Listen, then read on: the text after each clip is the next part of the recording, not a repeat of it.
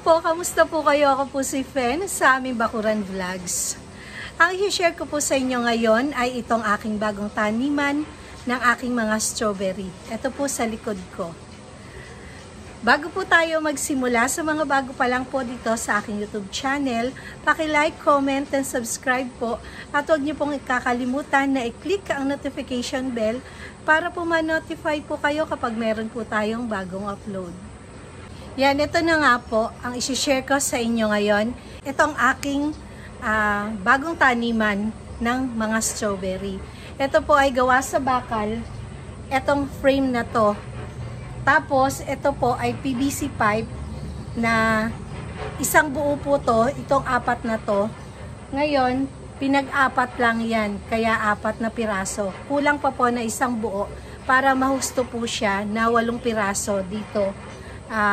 Wala pang budget, kaya uunahin ko lang muna tong 4 na to kasi bare month na nga po at season na po ng mga strawberry, kaya kailangan po iayos ko na yung mga strawberry na yan.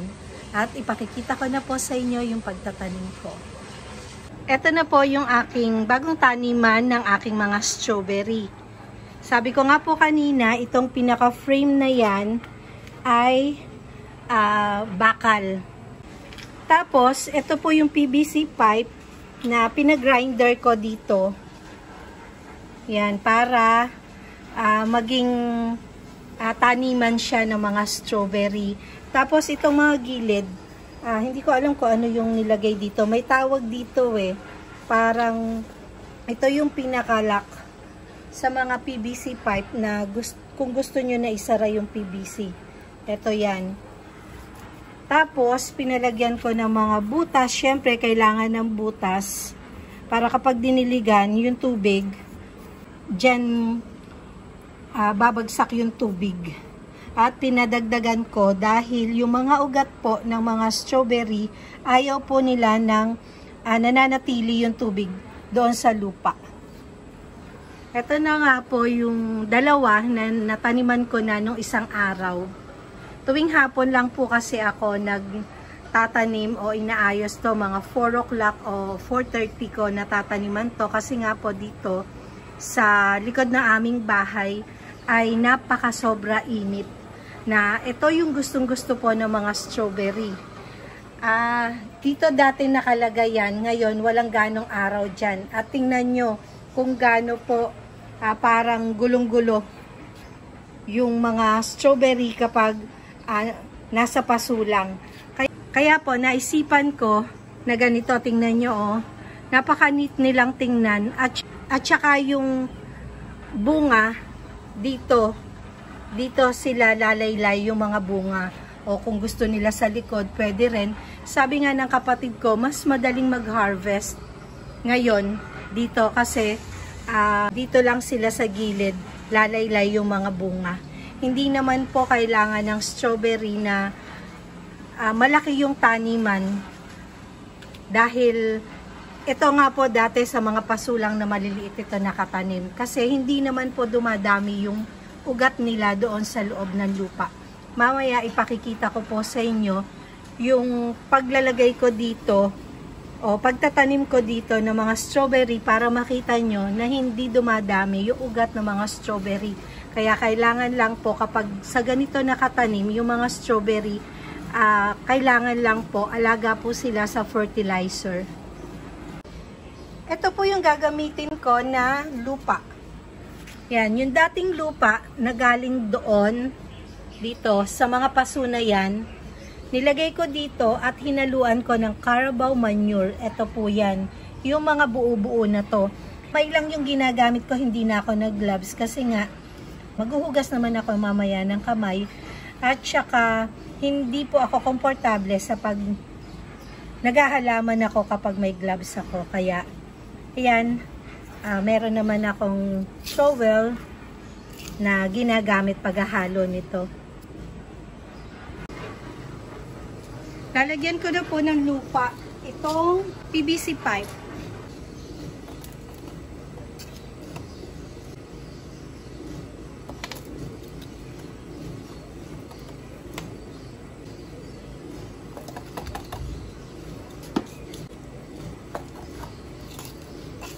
Yan, pupunuin ko po muna ng lupa itong PVC pipe bago ko itanim yung mga strawberry.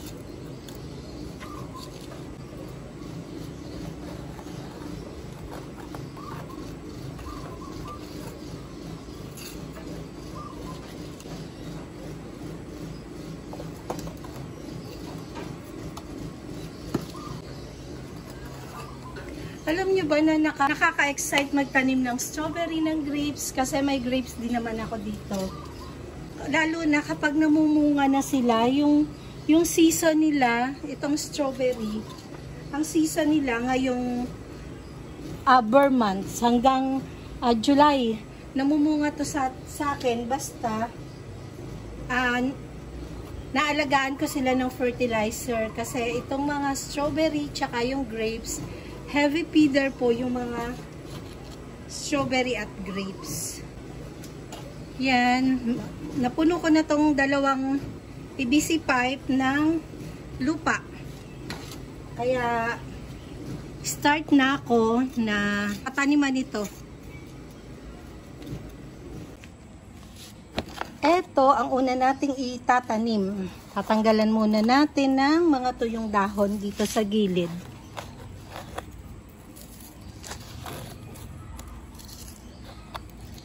Sa totoo lang, napabayaan ko to dahil nung nag-uulan, talagang hindi ko naasikaso. Yan o, tingnan nyo.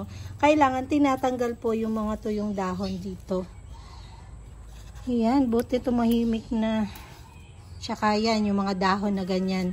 Tinatanggal po yan. O, tingnan nyo. Buti tumahimik na kasi may gumagawa ng mga bahay dito sa likod ng subdivision.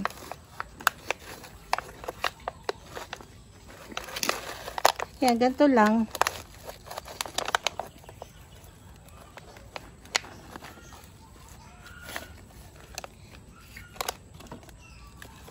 Yan o, tingnan nyo. Yan lang yung ugat niya. Kaya hindi naman kailangan ng mga strawberry ng malaking tataniman kasi hindi naman dumadami yung ugat niya kagaya ng ibang mga halaman. Ayan, yan lang siya. Tapos, lalagay ko na siya doon sa PVC. Itatanim na natin. Ayan, mag-start na po tayo na taniman itong PVC pipe ng strawberry. Yan, ganyan lang po yung pagtatanim. Hindi mo kailangan ibaon tong crown niya. Ito, yung pinaka itaas na to. Yun yung tawag sa kanya, yung crown. Pasensya na kayo kanina, napakaingay kasi may gumagawa pa dito sa likod ng bahay. Nandito tayo sa may basketball court sa aming bakuran. Yan, ganyan lang, hindi mo kailangan na ibaon lahat. Tingnan nyo, oh. Yan, ganyan lang yung pinakaugat niya. Yan lang, pagtatabi-tabihin ko at maganda kasi kapag nagsabay-sabayan ng bunga. Kaya lang, ito, hindi ko masusure na magsasabay-sabay sila ng bunga kasi ang iba dito, runner lang nila. Kagaya nito, maliit pa to, runner lang yan ng mga strawberry na mother plant. Ito, yung una kong tinanim, mother plant po yan. Ayan po, kagaya nito, ito yung mother plant, ito po yung kanyang runner. Ibig sabihin ng runner, ito yung baby. Ayan o, dito siya galing. Kaya itatanim ko sila ng magkatabi lang.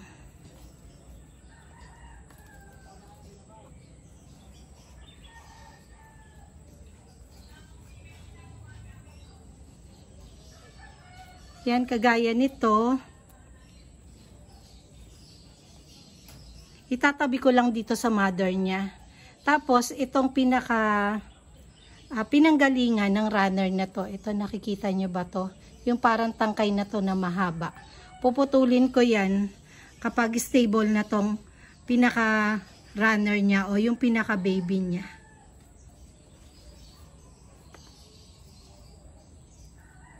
Makikita nyo naman yung ginawa ko noon nung nagtanim ako ng strawberry na nilinis ko, nagripat ako sa mga paso. Ngayon, dito naman tayo nagripat sa PVC pipe. Noon naman sa mga paso tayo nagripat. Yan, meron ding malalaki na ugat, pero ganyan lang yung pinakamalaki na ugat. Hindi kagaya po ng ibang halaman na talagang malalaki. Yan, no, excited na ako na mamunga sila. Makita ko na mga nakalaylay dito yung mga bunga nila sa PVC. Ito nga palang PVC na to, kulay orange po yung PVC na yan. Pininturahan ko lang ng black para matibay siya. At para kapag namunga, kitang-kita kasi black siya. Pero halata naman yung pinaka-orange niya, tsaka yung black. Kaya kapag namunga to, makikita din yung bunga nila dahil kulay red na red yung bunga ng strawberry. Yan po, kanina nakita nyo ako na naka-sombrero kasi umaambon-ambon kanina. Ngayon, tinanggal ko na kasi mainit. Yan, kamay lang yung ginagamit ko kasi nga po, hindi ako komportable na naghahalaman ako kapag naka-gloves ako. Yan po ay lalago pa. Ngayon lang nakita nyo na medyo kukonti yung mga dahon nila ngayon kasi kapag nag-uulan, nagkakaroon ng fungus yung mga dahon nila kagaya nito. Nakita nyo yung brown na yan. Yan. Nagkakaroon siya ng fungus. Tapos dito sa ilalim, meron siyang parang cocoon na napakaliit. Yun yung pumapatay o yun yung kumakain ng mga dahon ng mga strawberry.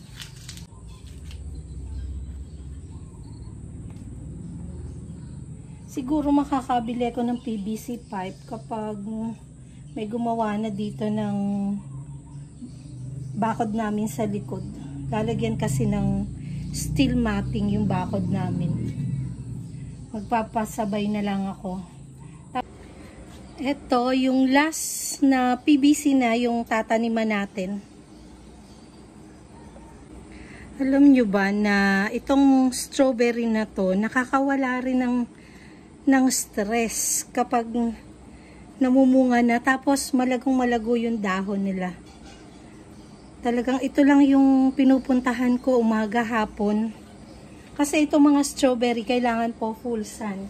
Itatanim nyo sila dapat sa full sun. Hindi sa lilim o 'di ba? Ang alam po natin o yung alam ng iba. Sabi ko nga doon sa post ko doon sa isang group na sabi ko nga po doon na ang alam ng iba sa atin, ang mga strawberry tumutubo lang sa malalamig na lugar gaya ng Baguio dito sa Pilipinas. Pero hindi po, ako po ay taga Bulacan. Taga dito po ako sa Malolos, Bulacan. Pero tingnan nyo, nakapagpatubo po ako at nakakapagpabunga na po ako ng mga strawberry. At nakita nyo naman sa mga nakaraang video ko na malalaki yung bunga ng mga strawberry ko. Ito nga po palang strawberry na to, binili ko isang pasulang na merong isang puno na malago. Nung panahon po ng pandemic. Tapos hanggang sa nagka-runner, yun, naparami ko na. Yung mga dating runner po ay nagkamatay. At ito lang po mga mother plant ang mga nabuhay. Kaya po ito, ko po sure kung sabay-sabay sila mamumunga. Kasi nga po, yung iba dito mga runner na, yun yung sabi ko sa inyo kanina. Yung mga unang mamumunga po dito, yung mga mother plant.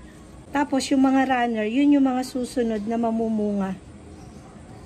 Napakadali po magpabunga nitong strawberry. Ayan, pasensya na maingay na naman. At umaandar na naman yung mixer nila ng semento. Yan, ito na yung last na itatanim ko. Siyempre sabi ko nga sa inyo kanina, ingatan nyo kung kayo man ay magkakaroon ng strawberry, ingatan nyo po na ibaon yung crown. Nakita nyo naman yung ginawa ko kanina. At saka yung mga runner nito, pinapatong lang po sa lupa. Makikita nyo po yon sa nakaraang video ko ng pagre-repat ng mga strawberry. Pwede nyo po yun napasyalan at puntahan dito sa aking channel para makita nyo yung ginawa ko kung paano mag-propagate ng strawberry. Yun po ay galing sa runner. Natapos ko na nataniman itong mga bagong taniman ko ng mga strawberry. Ayan o, tingnan nyo, ang gandang tingnan, lalo na kapag naging stable na yung mga puno at namunga na. I-update ko po kayo dyan. Kapag naging stable na po sila, talagang ang runner niyan, talaga hindi mo alam kung saan pupunta. Talagang lalaylay sila pag ganyan. Kaya sana, kapag nakabili na ako ng isa pang PVC pipe na ilalagay ko dito sa pinakababa nitong frame na to, sana matapat na nagra-runner na sila kasi mas maganda kung yung runner ang mapunta doon, napakabibilis pong lumaki, lalo na po kapag ang ginamit nyo na lupa ay maganda at hindi po nananatili yung tubig doon sa lupa. Yan yung gustong-gusto po ng mga strawberry. At yung lupa nga po pala na ginagamit ko dito, hinahaluan ko po ng mga balat ng itlog. Kaya wag nyo po itatapon yung mga balat nyo ng itlog. Pwede nyo po yan gasan at ibilad sa araw. At pagkatapos po, durugin at ihalo sa mga halaman. Ito po, subuko na dito sa aking mga strawberry. Ganun lang po yung ginagawa ko. Ayan po, hanggang dito na lamang po ang aking video at madilim na. Buti na lang may ilaw dito sa likod ng bahay at may solar light dito sa likod. Naaninaw nyo pa ako. Maraming salamat po sa walang sawa niyong panonood at walang sawa niyong pagsuporta sa aking mga video. Keep safe everyone. God bless.